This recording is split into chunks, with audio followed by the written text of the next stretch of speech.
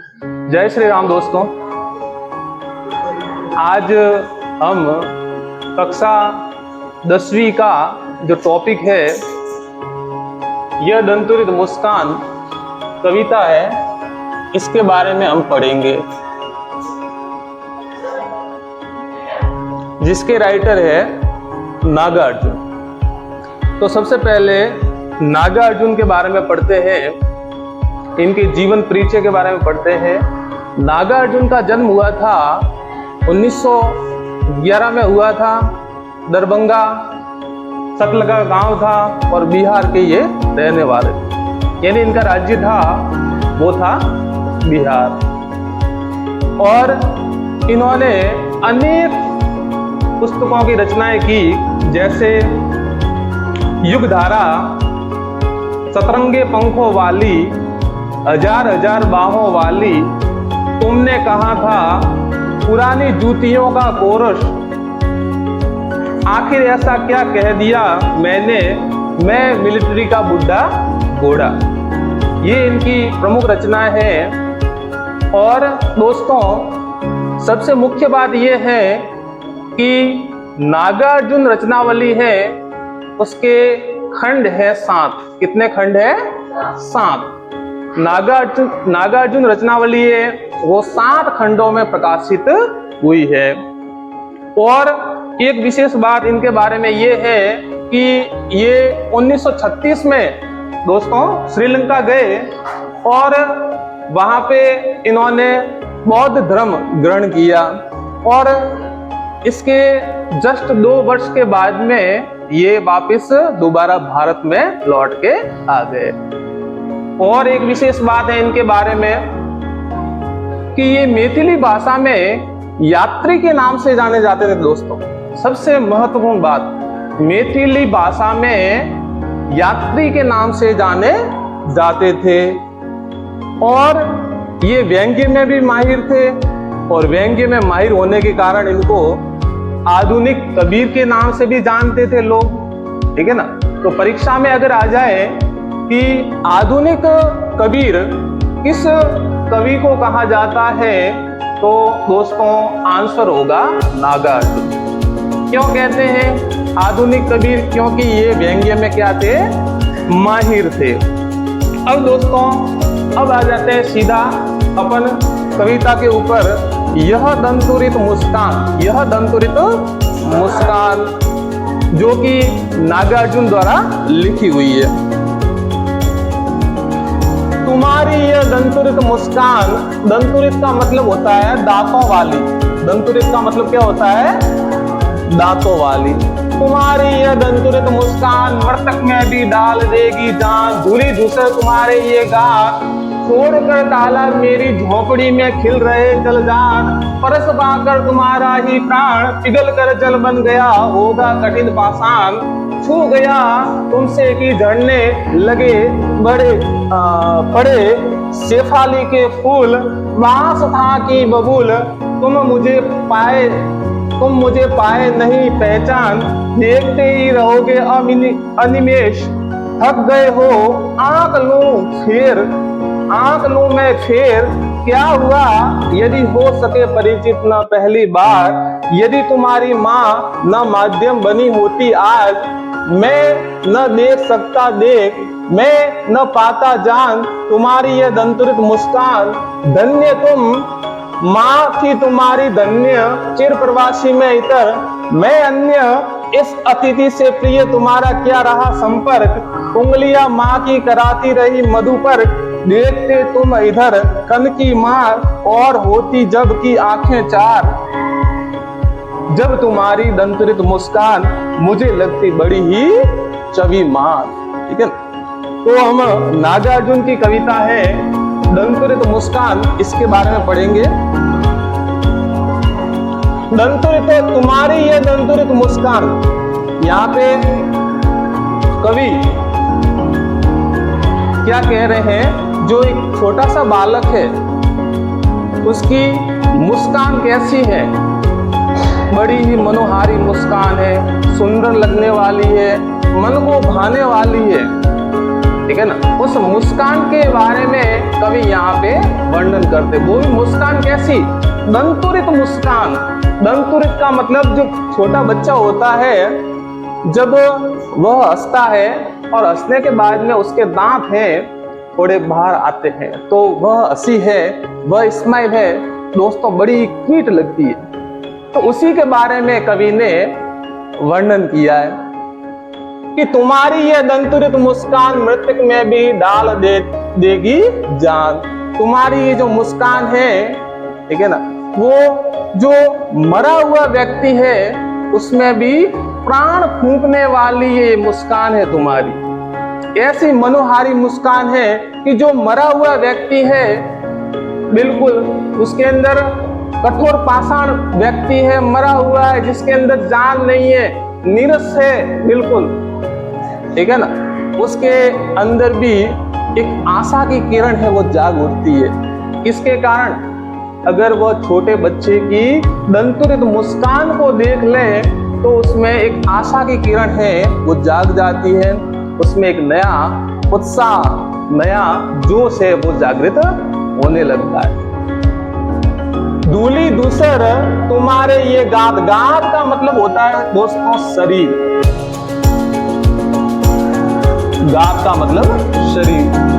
दूली दूसर, धूल से सने हुए, दूली दूसर यानी धूल से सने हुए।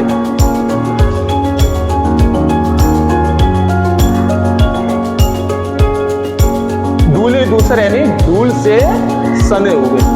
धूली दूसर तुम्हारी ये गात, छोड़कर तालाब मेरी झोपड़ी में खिल रहे जलजात। दोस्तों यहाँ पे जलजात का मतलब होगा कमल, ठीक है ना। अब यहाँ पे कवि क्या कह रहे हैं, धूली दूसर तुम्हारी ये गात, ठीक है ना, तुम्हारा जो ये शरीर है वो धूल से सना हुआ है, छोड़कर तालाब मेरी झोपड़ी में खिल रहे जलजात। ऐसा मुझे लगता है कि तुम्हारा जो ये शरीर है वो धूल से सना हुआ है, और मुझे ऐसा प्रतीत होता है कि ये जो कमल रूपी जो तुम्हारा शरीर है वो तालाब छोड़ करके मेरी झोपड़ी में आ गया है, ऐसा मुझे प्रतीत होता है। परस पाकर तुम्हारा ही प्राण, पिघलकर जब बन गया होगा कठिन पाषाण। लेकिन परश, परश का मतलब होता है स्पर्श, परश का मतलब स्पर्श, ठीक है। परश पाकर तुम्हारा ही प्राण। अगर कोई व्यक्ति है छोटे बच्चे का स्पर्श प्राप्त कर लेता है, स्पर्श यानी छू लेता है, तो उसके अंदर भी क्या आ जाते हैं, प्राण आ जाते हैं। पिघलकर जब बन गया होगा कठिन पाषाण। पाषाण का मतलब क्या होगा, पाषाण का मतलब होता है पत्थर, पाषाण का मतलब पत्थर।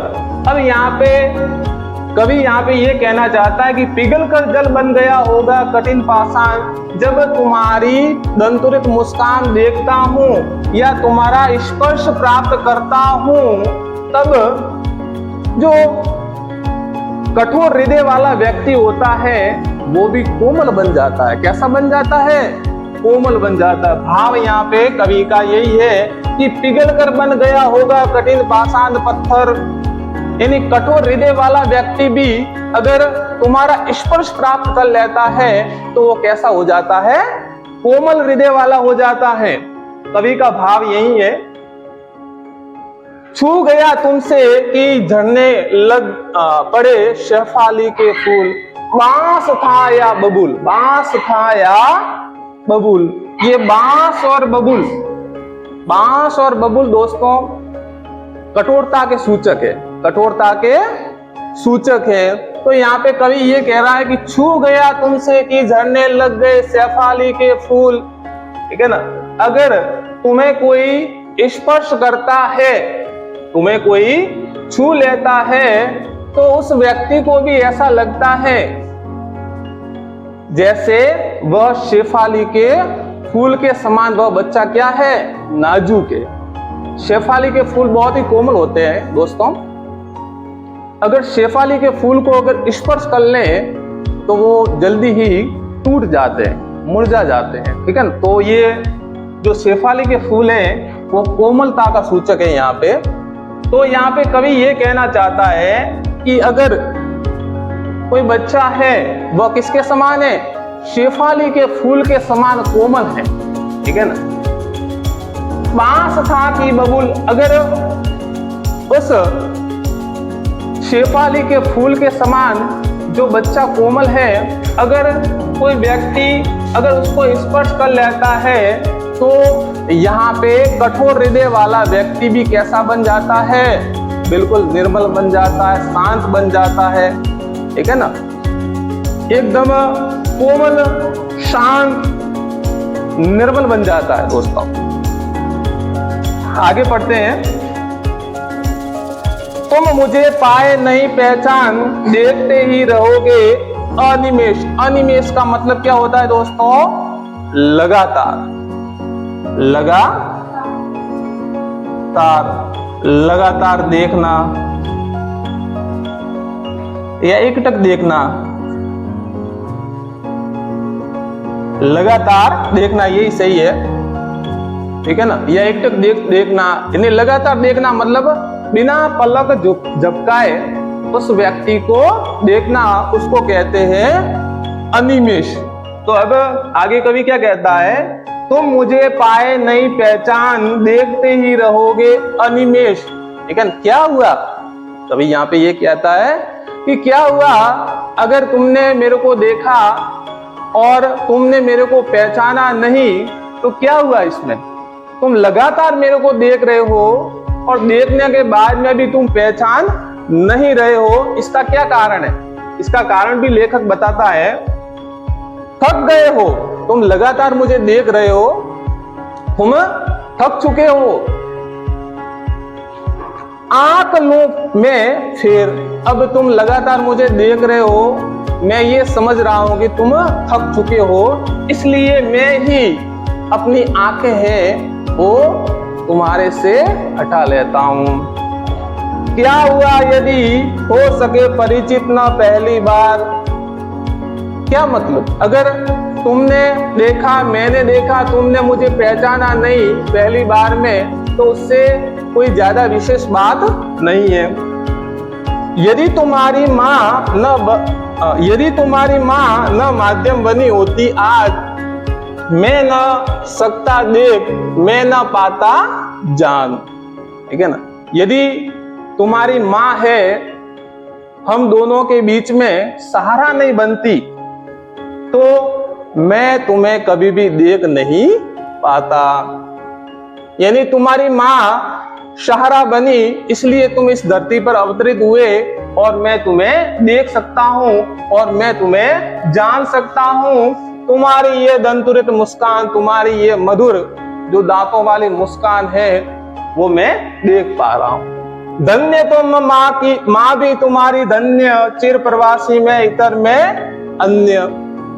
अब आगे लेखक धन्यवाद अर्पित करता है उस बच्चे को भी जिसकी मुस्कान कैसी है, दंतुरित मुस्कान है, कि धन्य हो तुम और तुम्हारी माँ भी धन्य। तुम्हारी माँ कैसे धन्य, क्योंकि तुमको जन्म दिया है और इस जन्म देकर तुम्हें इस धरती पर लाया है, इसलिए तुम्हारी माँ भी क्या है, धन्यवाद के पात्र है। धन्यवाद की क्या है, पात्र। चिर प्रवासी में इतर मैं अन्य, लेकिन चिर प्रवासी, चिर का मतलब क्या होता है, चिर का मतलब होता है हमेशा, चिर का मतलब हमेशा। तो आगे लेखक ये कहता है कि मैं तो घर पे रहा ही नहीं, हर समय किसी कार्य के कारण बाहर ही रहा, मैं घर पे नहीं रहा। मुझे अनेक यात्राएं करनी पड़ती है और अनेक यात्राएं करने के बाद में, ठीक है ना, मैं घर पे नहीं रहा हूँ, ठीक है ना। चिर प्रवासी में इधर, ठीक है, मैं घर पे नहीं रहा हूँ, मैं किसी अन्य जगह पर ठहरा हूँ, कभी इधर, कभी श्रीलंका, ठीक है ना, कभी दूसरे देश में, इसलिए तुम मुझे पहचान नहीं पाए हो, कोई बात नहीं, मैं अन्य हूं, ठीक है ना। मुझे तुम पहचान नहीं पाए हो तुम्हें ऐसा लग रहा है कि मैं कोई दूसरा व्यक्ति हूं, कोई बात नहीं। इस अतिथि से प्रिय तुम्हारा क्या रहा संपर्क, ठीक है ना, कोई संपर्क ही नहीं रहा, क्योंकि मैं तो शुरू से ही घर से बाहर रहा हूं, चिर प्रवासी रहा हूं, इसलिए तुम्हारा और हमारा कोई संपर्क ही नहीं रहा है। उंगलियां माँ की कराती रही मधुपर्क। मधुपर्क का मतलब क्या होता है दोस्तों? पंचामृत। पंचामृत, मधुपर्क का मतलब होता है पंचामृत। पंचामृत मतलब 5 जिसमें चीजें शामिल हो, जैसे दूध, दही, ठीक है ना, घी, शहद और जल। इन 5 का मिश्रण क्या कहलाता है? पंचामृत, मधुपर्क। उंगलियां माँ की कराती रही मधुपर्क। तुम्हारी माँ है वो हमेशा तुम्हें, ठीक है ना, पंचामृत पिलाती रही। देखते तुम इधर कन की मार, कन की मार। ये शब्द देखो, कन की मार, मुहावरा भी है कन की मार, यानी तिरछा देखना, तिरछा देखना। यानी देखते तुम इधर कन की मार, तुम मेरी ओर कैसे देख रहे हो? तिरछी नजर करके देख रहे हो। और होती जबकि आंखें चार, आंखें चार, ये भी मुहावरा है। इसका अर्थ होता है प्यार, प्यार होना, ठीक है ना। आंखें चार, आंखें चार का मतलब क्या होता है दोस्तों? यानी 2 आंखें अगले वाले की और 2 आंखें जिसको हम देख रहे हैं उसकी और 2 आंखें हमारी। तो इस प्रकार 2 आंखें और 2 आंखें मिलती है तो 4 हुई, यानी दोनों के बीच में क्या हुआ? प्यार, ठीक है ना। तो यहाँ पे कवि यही कह रहा है, और होती जबकि आंखें चार, ठीक है ना, तुम्हारी माता और तुम्हारे बीच में जो प्यार है, ममता भरा स्नेह है, वह बना रहे। यह दंतुरित, यह तुम्हारी दंतुरित मुस्कान मुझे लगती बड़ी ही चबीमान। तुम्हारी यह मधुर मुस्कान जो दांतों वाली है वो मुझे बड़ी ही मनमोहक, बड़ी ही आकर्षित और मन को भाने वाली लगती है, ठीक है ना। दोस्तों कैसा लगा? कमेंट, लाइक, शेयर जरूर करें और अंत में जाकर सब्सक्राइब जरूर करें। धन्यवाद।